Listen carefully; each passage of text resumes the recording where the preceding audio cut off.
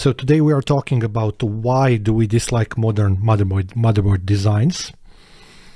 We're going to talk about certain facets of that, like certain design pushes of the modern motherboards in terms of how they work against the average consumer.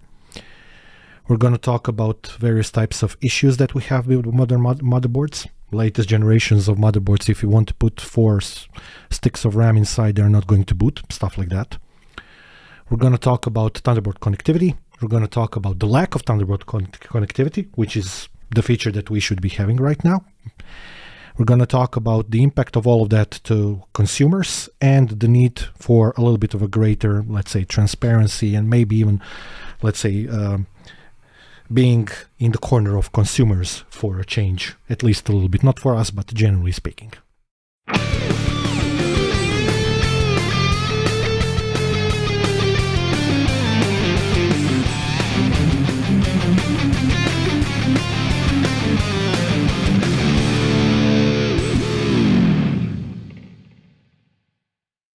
Okay, but let's start with a simple question for me. Mm-hmm. Because you, as I see, you completely prepared yourself. You have more material to push than I would ever think about motherboards. So my question for you would be, what happened to the FireWire? Why did the FireWire just mysteriously lost its way from the motherboards? Although there is a huge amount of equipment that is FireWire capable. Mm-hmm. I'm talking about sound cards, discs, video cards, video cameras, and especially video cameras that are older models. So Sony, for example, iLinks. Sony iLinks. So the older cameras that would be ideal today, because you would be able to completely digitize everything you have on the cameras just by plugging a single cable in. That's actually a good shout. Actually, I didn't think about that when I was thinking about this episode because I was so pissed off at something that happened today that I was, raging. Because Thunderbolt is easy. No, Thunderbolt basically in the metaphor that I'm using in a sense is just like FireWire of the past. Yes, but right now Thunderbolt, I think that FireWire of the past is more important because. I disagree. Okay. People have no. Let me get this thing completely off. The FireWire was basically the only standard that was more or less digital standard on the cameras from yesteryear. So in the early 2000s, late 2000s, if a camera had something digital on it, it was usually FireWire. So being able to both digitize directly from the camera and being able to control the cameras are the things that actually made sense. FireWire connectors and FireWire chips are not that expensive, and they're just obsolete. But from the perspective of the industry, of course. Yes, but there is a lot of things that are obsolete, and we are still having to deal with them. Oh, we have to do like a series of episodes about that. That's completely true. Let's talk about USB 1.0. Because let's talk about Motorola CPUs. Let's talk about 486 CPUs. Why do you want 6502? 6502 is fun, but 486 is inside every motherboard right now. No, the original 486. But the original 486 right now is 486 in the Intel's management engine. So basically, it is on every motherboard. Now, actually, let's have a little bit of a more somber discussion because the topic is very serious. My introduction to when we were talking about FireWire, my introduction to FireWire was actually on PC. It was not on Macs, which and Macs were basically using FireWire as standard for many, many years. It was much more of a standard on Macs than it was on PCs. Yes, completely agree. And my introduction to that was RME's Fireface card, which we discussed more than a few times. Yes, one of the best budget cards. I wouldn't say normal budget, but actually budget cards available to the normal consumer. Yeah, but at the time when I started using them, they were not budget cards. They were already quite expensive. But today, some of the let's say, smaller models with less channels, yes. I would disagree, because I would say that even back then, when they were expensive, they were less expensive than almost all the other cards that were able to perform as well as there was only one competition to them at that point in time, which was Motu, and everything else was way outside their reach, because everything else was Pro Tools. Yes, so basically this was another universe back then. But let's not talk about Macs. Why not? Because they tended to have now you see it, now you don't approach to all the standards. So suddenly FireWire disappeared. Then no, it's still present. You can still use it, albeit not on M-Max. Yes, but you can also, the USB was, and then wasn't, then again was. Then we had it's a Mexican soap opera. Yes. What Macs are still trying to understand is, why does a single person need more than one connector on a That's a second episode. We are not discussing that today. I had a very, very vivid idea about an episode about that. But let's go back to the motherboard section. Okay, so the next episode is going to be on one port per person. A policy for everybody. Yes. That's going to be awesome. Anywho, you mentioned FireWire. So I started using it on PC, and after that I started using it on Mac. And on PC there were a couple of motherboards that had it, but more in the sense of iLink. So Sony standard for that, less than FireWire 400 or 800, which were prevalent on Macs and in various types of professional environments. Yes, professional environments almost exclusively used, especially the video professional environments, almost exclusively were on the 400s and 800s, especially 400s. On Macs. Yeah. Yes, and on PCs. Less so. Because if you wanted to use Avid, and you were using Avid if you were trying to become a professional on the PC, this was basically the only thing that you could use. Premiere wasn't so good back then. Vegas was considered child's toy.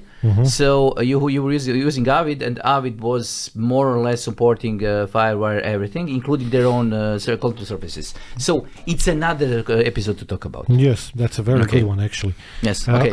I actually bought some PCI Express cards way back then for FireWire because I needed that, because I had two RMEs. Those cards, and I needed two ports because although FireWire was daisy chainable, it didn't always work perfectly that way. But finding a motherboard with support for that was we could probably write a book about that, because I have two of those. Yeah, it's difficult. I have two of those that actually work with FireWire 400 and 800. No, with FireWire. That's my point, exactly. Okay, so going back to the original topic, which we strayed from a little bit, but still in our usual way. The situation that happened today is that on one of our Z590 computers here in the studio, actually, we have a video editing platform based on Z590 with Intel's I think 11th gen CPU, if I remember correctly, and 64 gigs of RAM, and that computer has two graphic cards. Okay.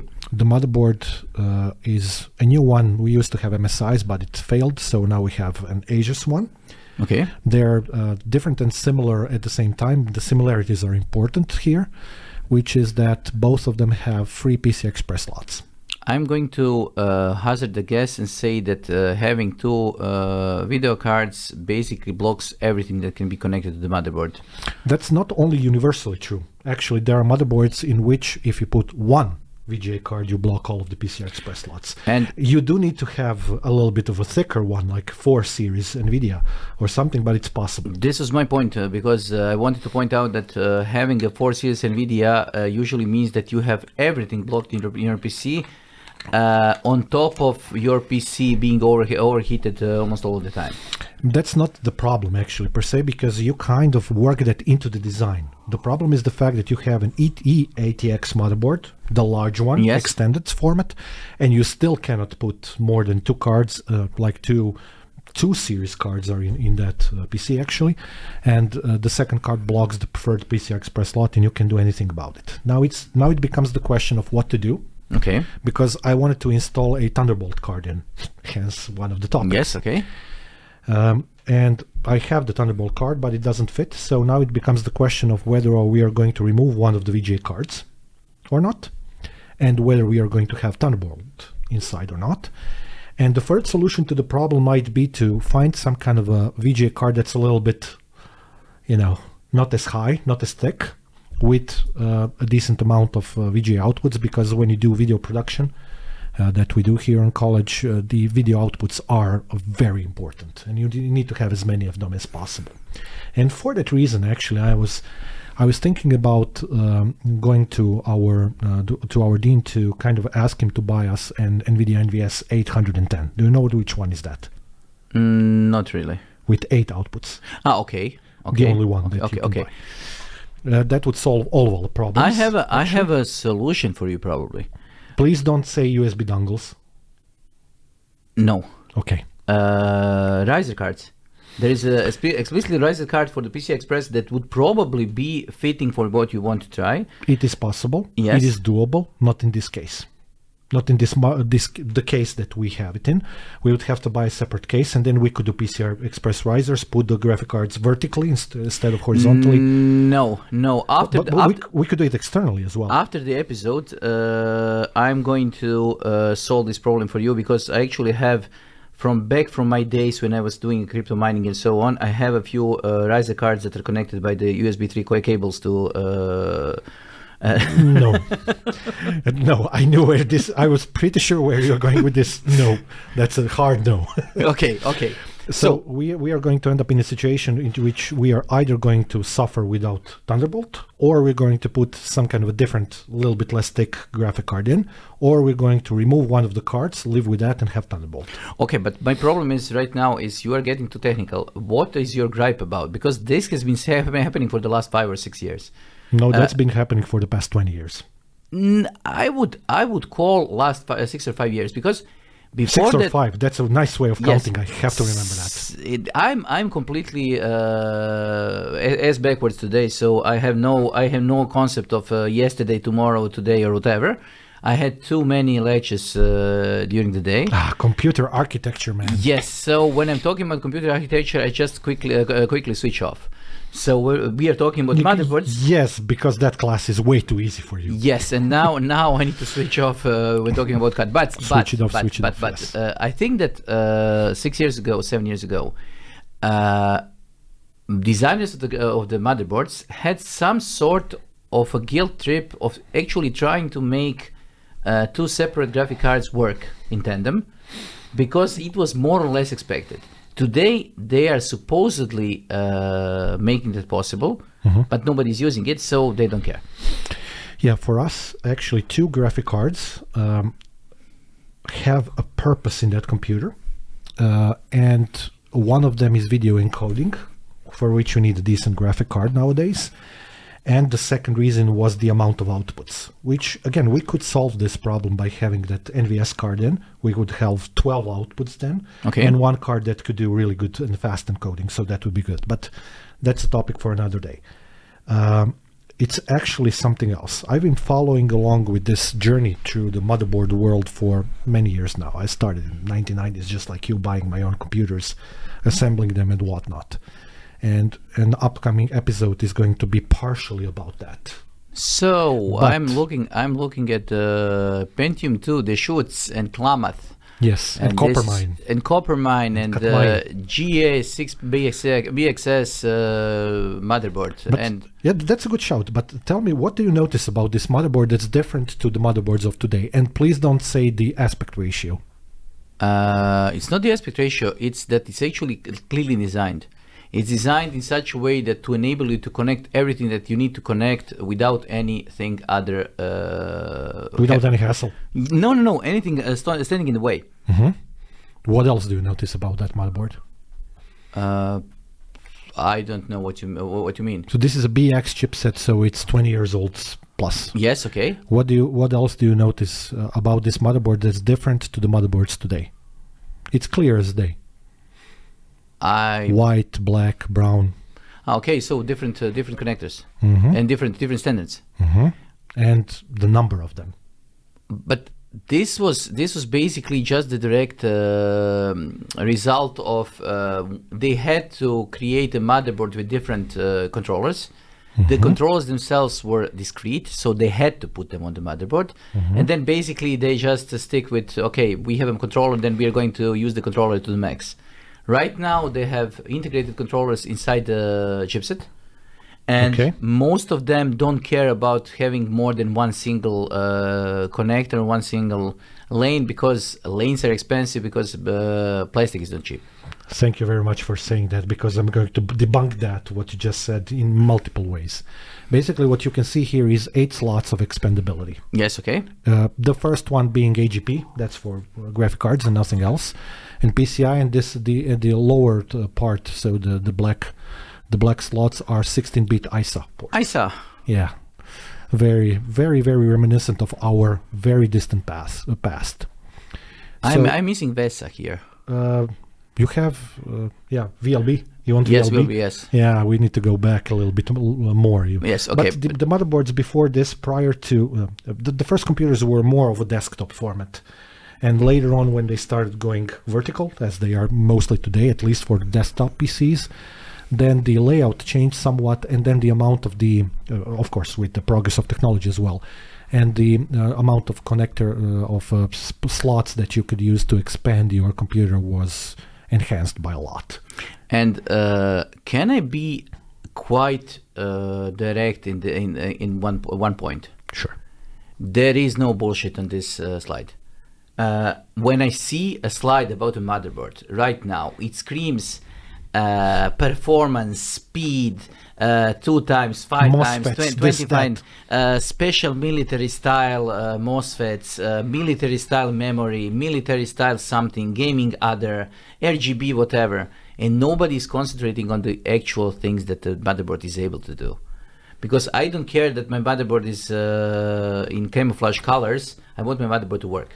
And I want the features of the motherboard to be clearly described. Yes. Which is what you picked up on, and that's very yes, good. Yes. I didn't. That's a very good point as well. Because you got used to having to you got wait. Used to this. Yes. You got used to this idea of. No, because this. No, this. But the first, and you cannot even go lower on the screen. I'm trying to go. I'm trying to scroll down. You need to wait for the animation to finish. Because this is outstanding. This is unparalleled. I don't care. But this screen is what I'm talking about. There is not a single information on this screen. Yeah, I know. It just has nice pictures. Much better pictures than what it used to be. Yes, nice pictures. These pictures are nice, but they are not better because you more or less do not see what is under the hood. Yeah, you have to decipher everything for yourself. And you need to understand, is there anything other this piece of aluminum or isn't there? So is there a slot for the NVMe disk under this? Probably yes. Yeah, there are quite a few of them. Yes, but maybe not. Yeah, I know what you mean. That's okay. So 8 slots here, 3 slots for memory. Okay. And this is slot 1. You remember this? Yes. Slot 1 First Celeron and first Pentiums. Before they went SOC 370 or whatever it was. Okay, so I'm basically going forwards in time via different representative motherboards. They are not necessarily the most expensive ones, but more like mid-range ones, and some of the motherboards that I either have or had or I'm still using or used to use. Okay. And I know them well. I had this one as well, but this is you can clearly see that this is a different format of the motherboard as well. Yes, this one was designed to be smaller. Yes, this is like ITX format or something, but it still has 4 slots. Yes, and it actually uses the space it has. It uses it efficiently. Okay, I don't like the overlap for the memory connector. To be more precise, memory holders, the white things that are holding the memory. So I don't like the overlap with the card, because this means that I won't be able to get the memory out if the card is in. I know. But this is very clean. This is clean. This works. And you are correctly on your point, but try not to judge things from the perspective of today.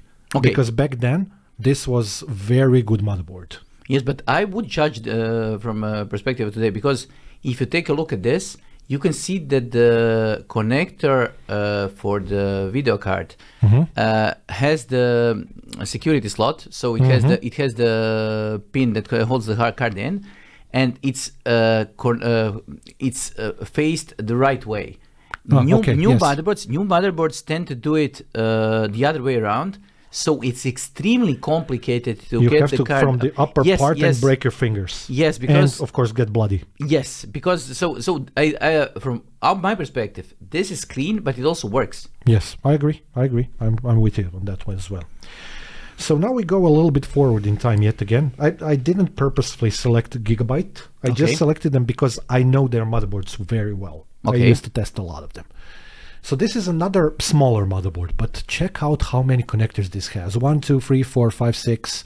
It has 6 SATA ports, parallel ATA port IDE. Yes. And floppy port, and many more ports here as well. USB, PS2. It has 5.1 sound, etc., etc., etc.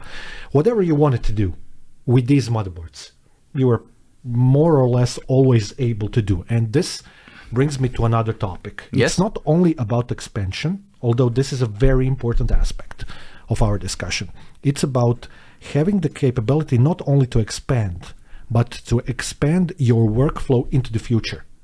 Because nowadays, from this standpoint, when we get to the last motherboard, you're going to realize what you already probably know, which is that if you want to expand into the future, you have to buy a new computer. Yes, completely agree. Because which sucks. Right now, we were talking. A couple of days ago, we were talking about getting the new computer for the office here. Yeah, we were joking about Windows 11. Yes, we were joking about Windows 11, and I said, okay, I don't want to buy a new computer. I'm using an old computer, which is completely fine. I just want to get the most powerful possible CPU for this motherboard. And basically, it's not possible to do it. It's HPC workstation. Yes. But the problem is that you cannot, even if you want to, I would say you cannot expand it. You can expand it, but you're not going to get anything for your money. You're going to get, I don't know, 6% more power, or am I correct in this? 5 or 6%. Less. Okay, so, but continue. Do continue to think about the motherboards. Yeah. Okay. So, this is actually the chipset P45. This is something that we discussed on our computer architecture class for a little bit, for 2 reasons. Because it's a very good chipset. Okay. It was super popular, and it was heavily used for our other free time pastime, which was Hackintoshes. Yes. Okay, but this is just a trivia. But just another thing about this motherboard. 2 X16 slots. Yes. 3 X1 slots.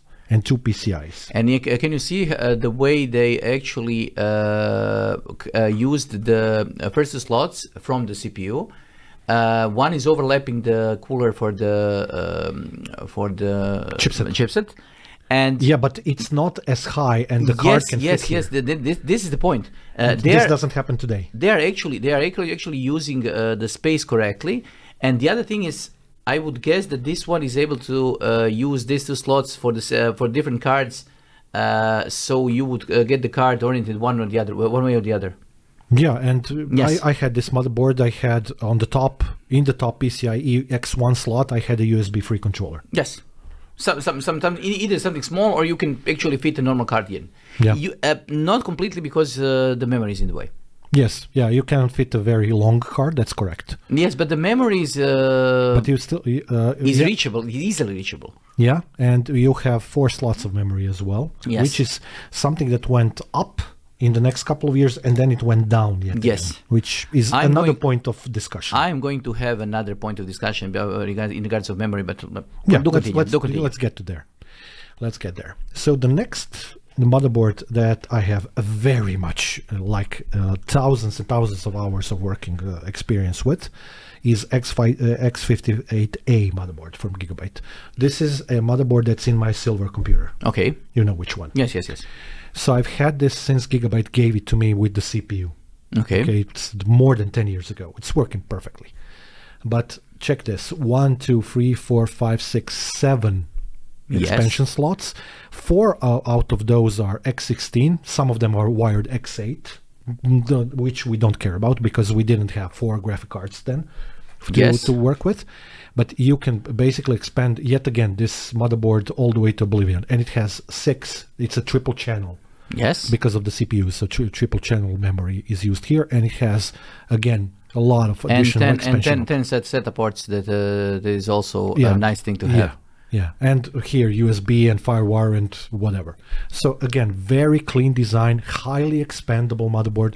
Hence the reason why I'm still using it. Okay. Because I have 2 graphic cards in, 2 USB controllers, additional PCI Express slot is used for NVMe SSD. I have practically all of the slots filled except for the PCI slot. I don't use PCI cards anymore.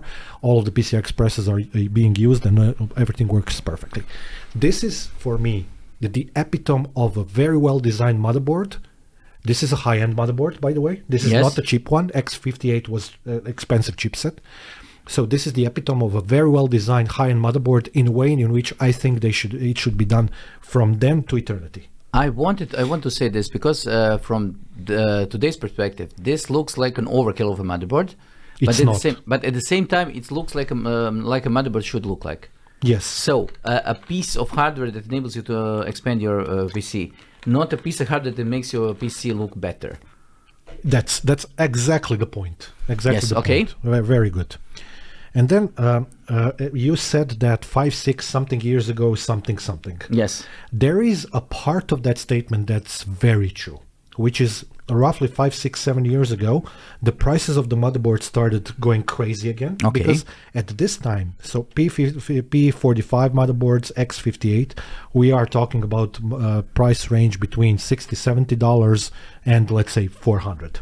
Okay.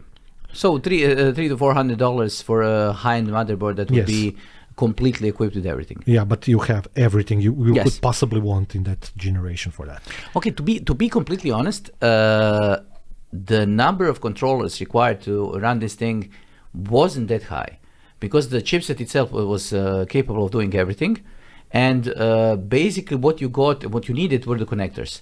So much more additional electronics was needed. But they made an effort to do it. Yes. That's my point. And the second point is I very much like 6 memory slots. Yes. Not only for the obvious reasons, but for one more that we are going to come back to later, which I mentioned in the intro.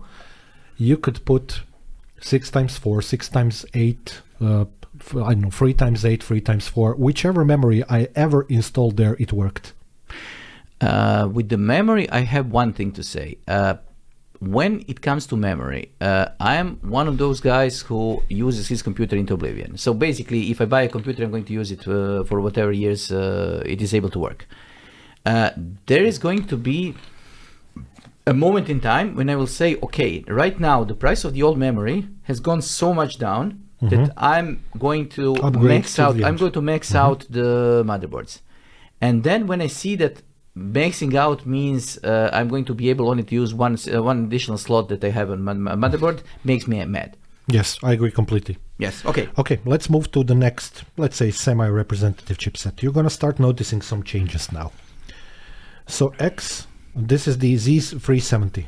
Okay. What's the first thing that you notice here?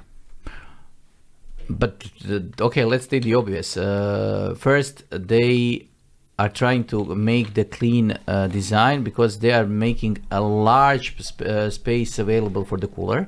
Agreed. So they had to move everything out of the way. Correct. Okay, the memory is more or less the standard now, so 4 slots. But good. They went with they are cutting down on the number of slots for the PCI Express. But I would argue that this is more than decent. This is still very good. This is decent, but this was designed around the idea of having a graphics card that is going to be in SLI or whatever mode is. Crossfire, Yes, so you are going to be using 2 cards normally. Yes. So there is enough space for the cards to breathe or to have enough cooling. Exactly the reason why I selected this motherboard, because I don't want to sound overly negative about it, because this is a very nicely designed motherboard. This design, which was it was designed by somebody who has common sense. They had an idea what they were doing. Yeah. This was designed with an idea. This wasn't designed to be appealing to a gamer. Yeah. This was designed with a technical idea. They wanted to solve a couple of problems, thermals being one of those. Yes. And they actually managed to do this. This is the reason why the chips and then everything else has a cooler that is passive, but it's right next to the. I'm talking about the power rails and the. You mean these guys? Yes. So that's power phases. Power phases. Yeah, so okay. they are basically cooled by the cooler of the CPU, and they're using the airflow of the cooler. And this is completely okay, because this was designed by somebody who actually knew what they're doing. Exactly, agreed. Okay. Now we move on to something else. This is, yes, it is a couple of generations newer. When I see this name, I need to take a little breather, and then I just going to wait for the amazing pictures, the RGB. I'm going to see a lot of animations. I'm going to see Zen. It is going to be constantly bothering me in my peripheral vision, because it's going to be animated, and I'm going to take, and I'm not joking, I'm going to take my wire cutters and then cut everything off that is connected to the motherboard by wires. I agree. I did this. Yeah, I agree. I have absolutely no patience for that. Color schemes that need to be changed, that everything needs to have millions of colors on the motherboard. I don't care for that at all. I know that you made this, but can you tell me, what do you see on this motherboard right now on these images? What was the first idea of the design? The first idea of this design was to look pretty. Yes. And the other thing? To have a lot of, I know this from a functional standpoint, to have a lot of space for NVMe SSDs. Okay, but my point is, this was made for a computer that has that is either open or has a see-through window on the side. Correct. This wasn't made for a computer. This is made to look at it. Yes, so this is made to look pretty, and it doesn't make any sense to put any kind of display inside the motherboard. You don't do it. There is no reason to do it. So this is when function became second. Looks first, function second. So style over function. But this is designed, if you look at it this way, from the perspective of it needs to look good, this is pretty much the cream of the crop. Yes, this is cleverly designed, because it actually ticks all the boxes. It works. Okay, everything is lacking. It doesn't have enough connectors if you don't want to. It's not only that. Everything is covered up. You're going to have a few problems when you need to change something, because in order to change NVMe disk, you basically need to disassemble everything down to the bare metal. But yes, it has a few problems. But other than that, you know what pisses me off in this design the most? The colors? No, but forget about that. Functionally speaking, what do you think? What pisses me off the most? I have absolutely no idea. The fact that the second slot, looking from the top of the PCI Express, is situated where it is, because it should have been in the middle between the top one and the lowest one. Yes. Which would enable us to actually use it. Yes, but then it would be interfering with the yellow line that is animated, probably. Yeah, and the NVMe SSDs that are meant to be put inside. Because, again, to counter your point, this kind of tells you the story about the fact that the traces for PCI Express are not as expensive as you think they are, because they have a perfect amount of space and money and development time to put. I think this motherboard has like 4 NVMe SSD slots. So it's not about the traces. It's about the way in which they want to design stuff. Because the normal person, I mean, this is a high-end motherboard. This is expensive as hell. Yes. Every motherboard that you look from this series, on this chipset, be it Asus, MSI, Gigabyte, pick your number, doesn't really matter which one. You're going to find the same design pattern on almost all of the motherboards. And there are just a few exceptions in the single-digit percentage amounts, which will have more than 3 PCI Express slots, which is insane. This would go with the idea of actually the lot of them not designing their own motherboards, but just getting the reference design and then putting a lot of lights on it. So basically, I think that putting a light on it. They are working around reference design. When I see red USB connectors, I am trying to find the nearest cannon to fire at the guys who did this, because I want to be able to understand what the USB connectors are. I hate having to look up what is written on the connector itself. Is it super speed, mega speed, 3.2, 3.2, Gen 2, 3.1, Gen 1, 3.2, 3.1, 3.2, 3.3. 3.3. No, That no, doesn't no, no, no, no. exist. Yeah, The yellow one, no. power I know. enabled No. whatever. No, 3.2 Gen 2x2. That's my favorite. No, no, no. My favorite is why the heck do you need Wi-Fi connectors on the motherboard?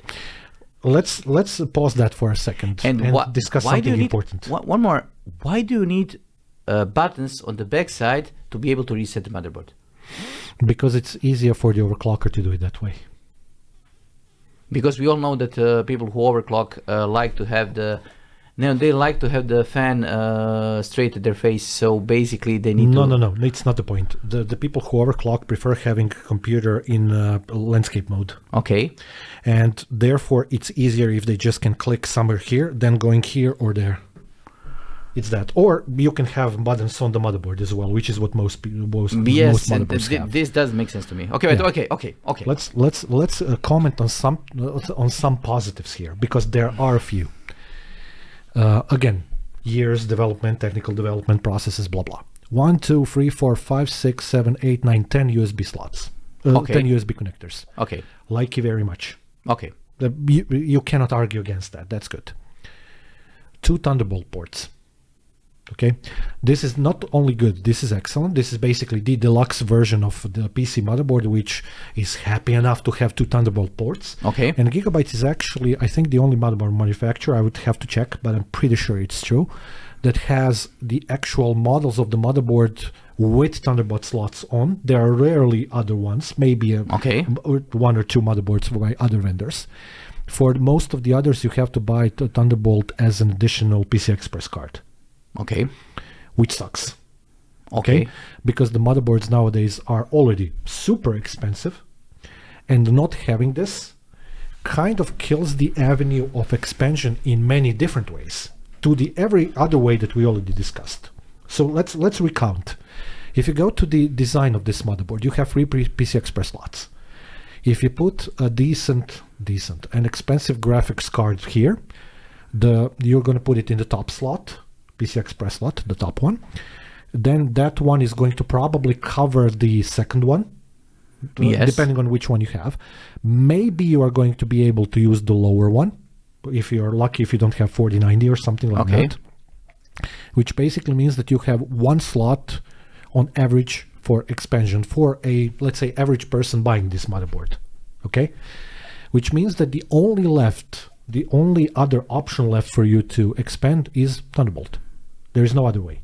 We are not going to expand nowadays. People don't. A lot of people who are professionals, they don't look on the back side of this motherboard and say, yes, I'm going to buy a USB 3.0 hard disk. And if you have to add a good sound card or some kind of a processing card that's external or something, you kind of do need to go Thunderbolt way for a variety of reasons. And it's not only because of the bandwidth or because of the capability to run the eGPU, which I did. That works really well. It's just general state of the matter right now. Okay, but let me ask you 3 questions. First, when was the last time you used SPDIF? SPDIF? Yes. I'm using it right here, right now. Okay, but at home, this is not the reference. In regular life. Yes. Decade. More than a decade ago. I'm using it in studio at home, of course, for connecting my keyboards. But you are not, as we said, you are not a normal user. Yeah. For normal use. Even you. Yeah. You are not using SPDIF. No, as I said, I use it. Actually, there is one reason why I'm using it. I'm using it to connect sound from my Bose to my Sony TV. Reason being because if I use a coaxial way of connecting, some kind of a sound breakage happens for some reason. But more to your point, you're completely correct. In normal life, I haven't used it in more than a decade. I would like to see ADAT here. ADAT would be much more appreciated. ADAT, the function of ADAT is 8-channel audio. I wouldn't go that way on a PC motherboard, but I see your point. But 6.1, 7.1, like surround. The surround would make sense on ADAT. I agree. That's a good point. And there is no reason not to include it, because SPDIF is basically the same thing you say that when it comes to codecs and compressors and everything else. So everything can be integrated in the same way that this was integrated. But okay, this is the first one. Okay. The second? The second one. What would be the thing that you would actually add besides the Thunderbolt to all of the high-end motherboards? 10G Ethernet would be the first one. Okay. 2.5G Ethernet makes absolutely no sense to me, because unlike a lot of people who are gaming, I'm not. I use Ethernet connections either to send and receive traffic or to do storage networking, for which I need 10G at least. So for me to have 2.5G Ethernet makes absolutely no sense on a high-end motherboard. That's actually also ties in nicely to something else, which is the fact that 2.5G Ethernet ports and controllers versus 10G, they're basically the same in price. But isn't it time that we got BMC on the user motherboards or the normal desktops? So the ability to use the IPMI and remotely control the I'm pieces. absolutely with you on that one. That's why we have Intel vPro and some other technologies partially, but you're completely correct that it would be good. That being said, the PC as a home device was never intended for that. It's more of a workstation and, of course, But server. it was never intended to have 10 USB slots and... No, don't go there. I need more of them, so don't. Yes, I know, but it was never intended to do this because it was a home device. Yeah. So when we are expanding to the level where the motherboard costs $700, Yeah, I would yeah. expect the BMC to be able to control it remotely, to get it remotely on and off, to be able to see what is happening, and to be able to actually integrate the thing into my normal workflow, because I don't want my PC to be on all the time. I want to be able to wake it up. You can. And wake on LAN is not the solution. It is, but it isn't. Yeah, I Yes. know where. I know why. Yeah, okay, So that's good. so this would be a good, a nice thing to have. I completely agree with you. And the third point? And my third point is that why two Ethernets? You are right on the money with the 10G. 10G. Let me go from the start. 2.5G doesn't make any sense, because 10G is both less expensive when you're buying equipment, because you can buy used equipment that is a fraction of the price of the new 2.5G For which you need switches. to buy a new one. Yes, because you need to actually buy a 2.5G switch. Your 2.5G is going to be specifically designed to be home office, small office, and it is not going to be professional. The done. next problem is what you uplink that to.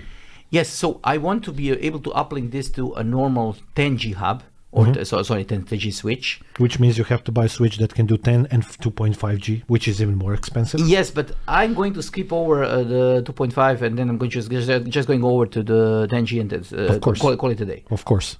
I agree with you completely. I can buy a USB switch with 4 10G ports, one for the router, one for the storage, one for the local computer, and I have still one more. To your point, actually, to kind of, again, to be fair, there are some motherboards. I know that Asus has some motherboards, workstation motherboards, or more of a workstation motherboards, that do have 10G on board.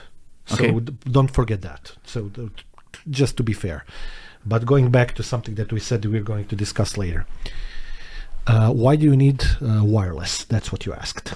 Yes. I'm going to answer actually that in two different ways. First, I completely agree with you. There is no reason why a desktop motherboard needs to have wireless built in. If I need wireless on my desktop, I'm going to buy a USB or a PCI Express card. Yes. They exist, they're cheap, they work, I'm happy. That being said, I was very lucky last year when I bought the Z790 based system with 3900K, because there were and there still are some problems with Intel drivers on the both of the network adapters, and they tend to not work correctly. And for me, the fact that I had wireless on board was actually a lifesaver. And the second point to that, this is not wireless only, this has Bluetooth as well, and that's actually useful. The Bluetooth is useful, but I tend to think that over provisioning with different, I would call it transmitters. Basically, everything transmits any kind of RF energy into the motherboard. I would say that this is a big no-no. Yeah, I agree. I with you. would like to see a Bluetooth. Okay, Bluetooth is fine, but two antennas for wireless connections. No, one of the antennas is for Bluetooth as well. It could be that this is MIMO, so they could be used for both of those things. But let's just say I dislike the idea of wireless because I would like to use my own USB dongle. This dongle is probably going to use the Wi-Fi 6, so this is going to be even faster than the ones here. And I would like my motherboard to be expandable, but expansion should be something that I can buy separately, not something that is given to me as a part of the motherboard. I don't want my motherboard to have everything because they tend to think that I should be having. This is a very good topic to actually discuss from our use case experiences and standpoints. Reason being that I'm very happy that these motherboards solved one of my problems, which is the amount of USB ports. Okay. You have the same problem, and we are not even close to be the only ones who have that problem. We have that on the extreme end, because we have, USB card, the mouse, the keyboard, the disk, the USB sound card, this, that. We need, and cameras and Blackmagic devices, whatnot. We need a lot of USB ports.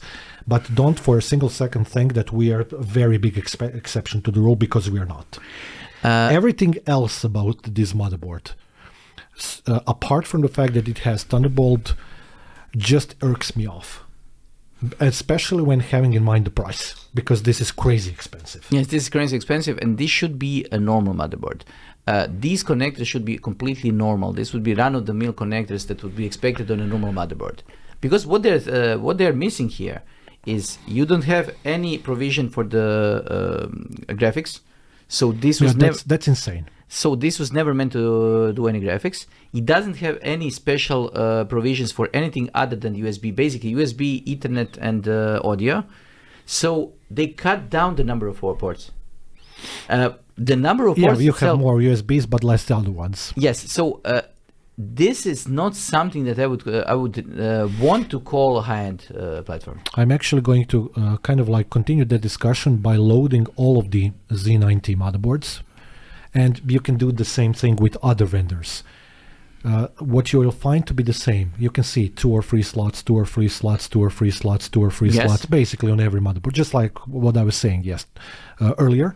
I spent a better part of November last year or October last year going through specs of all of the Z790 motherboards from all of the vendors, trying to find the motherboard for me. Trust me when I say it wasn't easy. Yes and no, but because you are looking for different things that the rest of the population is doing. No, I don't think so. Not in this case, because I'm not a gamer, so I don't have a lot of requests or requirements in terms of gaming. Everything else, I do have a need for more USB ports, but I do have a Thunderbolt. Can you hub, open the third one from the left? This one. Yeah, yes. This one. Yeah, that's even better. I think just single slot. Yes, this is going to annoy you. This is a mini motherboard, so. No, I have no problem with that. But because it's for a specific use case. Yes, but I have a problem because they could have fitted 2 additional slots for the memory. I absolutely agree with you. And actually, there's another point to be made. There is almost no chance that the PCI Express slot is ever going to be able to be used. Because in the cases that this is going to go in, which are small, yes, it's going to have to be some very slim card. But there is a couple of other points. Let me go back to my talk about the memory, because I had a we have to discuss that because it's a big topic to have. Yes. I had the experience recently. We don't need any more pictures. Yes. Okay. So I had an experience recently. I was trying to create, basically, put together a system that needed to run 128 gigs of RAM. Oh yes. Was it AMD based? No, it was Intel based. Okay. Intel based. The problem is that for right now on desktop, although it's not a huge amount of RAM, 128 gigs is the top limit. So basically, none of the desktop versions of the processors are able to address more than this. Yeah, that's a artificial limitation. It's an artificial limitation, but it exists. Yes. It's better than what it used to be. Basically, first I tried to do it by myself because I'm used to tinker, and I'm used to basically putting my computers together. And then I had to get the computer back to the people who sold it, and then it took them I think it was 5 working days until they were able to find DIMMs that were working together on the motherboard stable enough to say that this motherboard is actually working with the 128 gigs. And actually, that's way more difficult than most people think. And the fact that they only spent 5 days means that they already had some prior knowledge. They had some prior knowledge, and the most important thing, they had enough memory on site to be able to compare different DIMMs. This is a very good point, which I also wanted to discuss, because AMD is even more susceptible to this. Base systems like 670AE chipset, the latest one. Most of the people that I had a chance to discuss with, and you can find information about this on the net as well. If you have a 4-slot motherboard like this one, like this Gigabyte motherboard, if you put 4 memory sticks in, 99% of the cases you're not going to be able to boot the machine. And this it's a little bit better on the Intel side, to be fair. Yes, but better, in my perspective, means I had to wait for a week for the memory and the motherboard to work. Although I had the motherboard, the memory, and everything else both paid, and it was in the shop, and nobody was able to get it to work. This is insane. This shouldn't happen. It's unacceptable. Yeah. Yes, this shouldn't happen. Actually, the second point to that story, this is the latest chipset, so maybe somebody is going to say that the comparison isn't fair. Fair point. Okay, I don't think it isn't, but whatever. If you go to chipset that's one step behind that, which was what was 690 or something like that. I don't remember what the name of the chipset was. Again, with all of the latest AMD CPUs, if you put 4 sticks of memory in, there's no way you can boot it. It's not only related to this platform; it's actually a couple of others. And the explanations that I heard were actually about motherboard pairing and the problems with the memory controller, which gets overwhelmed because of the fact that it has too much memory to work with, which is insane. I think that the biggest problem is that right now the design that they are aiming for is very specific design that says this person is going to have a single graphic card. He's going to have 2 NVMe disks. Or she. The person. That's good. The person. He's going to have 2 NVMe disks. He's going to have at most 64 gigs of RAM. And they're designed in 2 times 32. Because 4 times 16 is not going to work. Yes, so at most 64 gigs, and it is going to be the top of what the motherboard should be supporting. And yet again, this is a thing that didn't used to be that way. Yes. Before. Because before any memory. Before this, they were using the idea of if you had 4 slots, you should be able to fill them with the maximum amount of memory or the minimum amount of memory. You could mix and match memories. It wouldn't work as quickly as possible because you had to use the same problem exists to because it's a normal architecture problem, but it would work. Today, if you try to mix memories of different speeds, more or less you're completely guaranteed to won't be able to boot. So we are coming to the end of the episode, and I wanted to mention one more thing, or maybe to stress out one more thing and the importance of it, because this is going to be a good lead-in for one of the future episodes, because we're going to do a same episode about laptops. Okay. Because that pisses me off even more. Okay. And the topic is that we're discussing now, Thunderbolt, yet again, is so applicable to laptops, even more than to the desktops in a sense, because laptops, as a precursor to that episode, are even worse, let's say, even more badly designed nowadays, because most of the ports everybody eliminated, and now we're talking about Thunderbolt, but most of the laptops don't have them. So that's insane. I'm talking PC laptops now specifically, and Apple laptops are a different story that we're going to cover in that episode as well, because they are doing some weird stuff they're completely different in design, in the psychology and everything else. So yes, okay. Yeah, my big problem with is the fact that most of the motherboards, even on the high end, go to Asia's motherboards, go check MSI's motherboards, some of them at least, even on the high end, most of them don't have Thunderbolt. You have to either buy additional PCI Express card for a motherboard that's insanely expensive already, etc. This should be the standard, because that's where USB Foundation is pushing us, USB 4 or Thunderbolt 4, whatever you want to call that, doesn't really matter, because that's the only way in which we can have compatible expandability that is both usable on the desktop and the laptop. And that would cover basically all of the use cases that we need for all of the customers. Because, again, a precursor to a future episode about laptops, believe it or not, laptops used to be expandable as well. I'm using P50 ThinkPad. I'm completely able to use 4 slots of memory. I have 2 NVMe slots, and I have a SSD slot that is a normal SSD slot in a laptop. And it all works. It requires a little bit of extra hardware because the ThinkPad has, in the way that it is designed, it needs a extra holder or extra caddy for the discs. Thank you for reminding me for that, because those slots, both of them can use both MSATA and NVMe. Yes. You saw the laptop inside. Yes, I did, because that's what's called a good design. But it was designed. And it was designed, correct. Let me just get one hate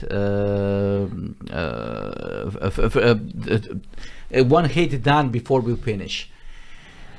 The memory. Yet again, the memory. Okay, go ahead. Can we stop with the bullshit called kits? 16 gigabyte kits. When it says 16 gigabyte on the DIMM, it says it in. I'm old.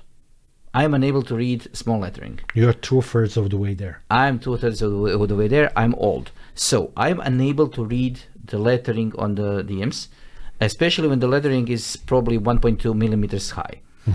It says 16 gigabytes, kit 1/2.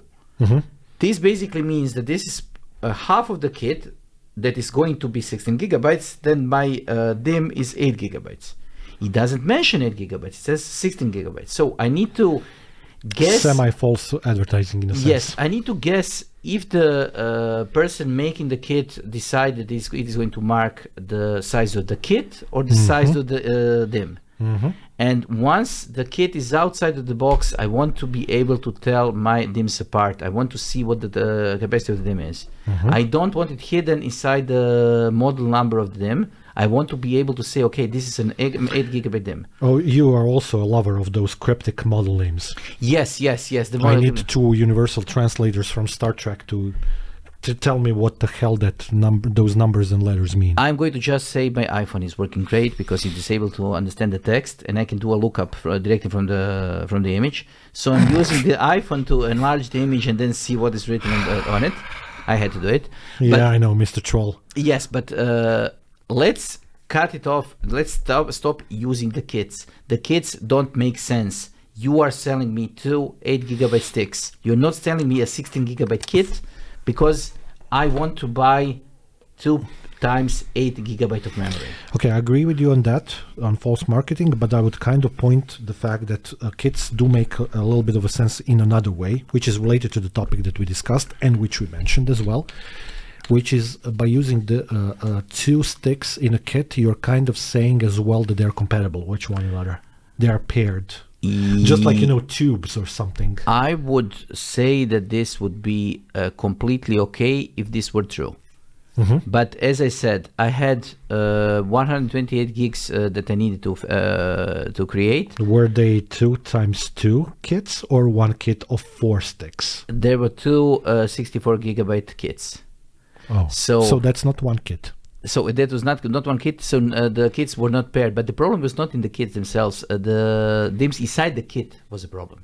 Okay. So one DIMM wasn't paired with the other. And if the kits were paired and everything was working okay, I wouldn't be having this rant right now. My problem with the marketing and everything else that is happening right now is that we have come to a point where you cannot trust the specification. Yes. You cannot trust the. You cannot read it. You cannot trust the specification. I'm not talking about the physical aspect that you mentioned. That's also true. Very small letters. I'm actually saying about what you said earlier about the websites. It is impossible to find the correct information, although it's written somewhere. It's just jumbled in a way in which you cannot possibly understand where it is. But the other thing is that when we started with the memory nonsense, First, they said, okay, you can use any memory at all. Then they said the memory should be of the same speed. Okay, I'm fine with this. Then they said memory should be of the same speed and size.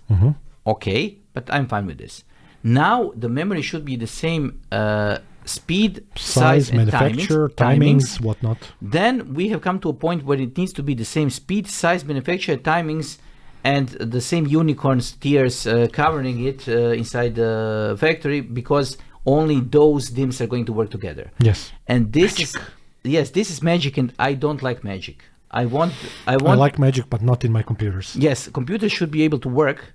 Whatever you throw at them. I know that there are some limitations. I understand that the problem is that you cannot just get the computers to run if you don't pair your hardware. But I don't want to be stepping on eggs. I want to be able to just go, buy, put together, and work on it. Okay, I'm with you. Okay, to sum this up, basically what we're saying here is we dislike modern motherboards because they are limited for expandability options. And they are putting us in a position in which we have to buy new computers because we cannot expand them. We dislike them because of the fact that they have a lot of memory issues in various different types of issues, and it's not only one. We have a problem with the fact that we dislike the design from the perspective of expandability outside of the motherboard, which means Thunderbolt, etc., etc. We do not like the way in which motherboard information is presented to the customer, and memory and other pieces of hardware. No argue there. And we think that all of that combined brings us to a conclusion that is that we haven't talked about the updates, the BIOS updates. Oh. Yes, because we need to touch on this before we finish. Yes. Because BIOS updates are create their own private hell. Agreed. Basically, having to update my motherboard to be able to support SATA disks. Or certain memory. No. Support SATA disk as such. So, having the motherboard that is unable to support anything larger than 1 terabyte. I have seen this. Lately? Yes, 6 months ago or so. Because basically just an update was needed to be able to... On a server or? No, normal desktop. It just wasn't working. Okay, that's ridiculous. Yes, on paper it was working, but then it said... Certa non è robustito. No. They said that this update was needed in order to support more models of the SSD disks. And then basically, NVMEs, not SSD. And then more models meant every disk larger than 1 terabyte. Your motherboard basically wants to tell you that it is a storage system. Yes. So the idea of me first having to see what update am I running on, is there an emergency BIOS update? BIOS version. Then having to see, is there an emergency update that quickly follows the one that I'm running? Because something was broken, and I'm not kidding. In one particular case that I saw, graphic interface was broken, so you weren't able to actually use the BIOS because the interface itself was broken. That's even better. Yes, so the interface is written in C, as we understood, and I think it's C++. Yes, but higher programming language. Anyways, I prefer those pink green interfaces that the AMI used to have back in the days, but they actually worked. Yes, but it actually worked. Today, legacy BIOS all the way. BIOS doesn't work. The graphical interface doesn't work. It requires constant updates, and the worst part is suddenly the manufacturer decides that there is not going to be any more updates. It doesn't notify anybody. They don't publish. Okay. Intel aside, Intel always says this is end of line, but Intel is not making motherboards anymore. So almost none of the providers or none of the manufacturers say we are not going to support this motherboard. They are selling it still, but there are no updates. And then when you have a problem, basically you're on your own. Okay, and so this is another reason why we hate them. Yeah, or why we have a rant. Yes. Okay, so basically, you want to tell me that you had memory issues lately with some of the latest platforms? Because I did. Did you spend a lot of your time doing memory training? No. Yes, you did, but the motherboard did. No. I just said, okay, I want this to work because, as I said, I'm 2/3 in, so I'm old enough to understand that this is somebody else's problem. Is this some kind of wisdom? Let's call it like this. Can you apply that to Windows 11, please? No, there is no wisdom at all in Windows 11. Okay. And with that bombshell? Yes, we are ending this. Thank you for being with us. Yes. Bye. Bye.